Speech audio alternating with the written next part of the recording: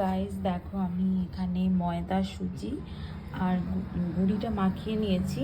মা এখানে খেজুর গুড় দিয়েছিল, তো সেটা অল্প একটুখানি মাখিয়ে নিচ্ছি। ফার্স্ট টাইম ট্রাই করবো গুড় দিয়ে, জানি না কেমন হবে। এর মধ্যে আমি এখন দিয়ে দিয়েছি দুধ, মানে নর্মাল টেম্পারেচারের দুধ, গরম বা ঠান্ডা নয়। ওটাকে ভালো করে নেড়ে মিক্সচারটা ব্যাটারটা বানিয়ে নেব। খানিকক্ষণ ধরে ভালো করে ফেটাতে হবে, না হলে এই যে ডেলা ডেলা ভাবটা যাবে না। তো চলো ভালো করে ফেটিয়ে নিই।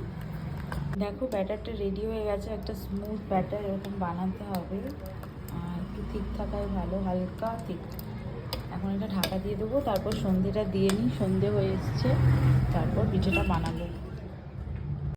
চলো এখন সন্ধেটা দিয়ে দিই। সন্ধে হয়েই গিয়েছে। ছোটবেলা থেকেই মাকে দেখে শেখা, মায়ের সাথে সাথে সন্ধেও দিতাম। মা প্রদীপটা নিয়ে নিয়ে যেত, আমি পিছনে ধূপটা নিয়ে নিয়ে ঘুরতাম। তো সেই থেকেই ছোটবেলা থেকেই সবকিছু দেখে দেখেই শেখা, মাকে দেখেই সেইভাবেই দেওয়ার চেষ্টা করি প্রতিদিন। মনে একটা শান্তি আসে ভগবানের নাম নিয়ে।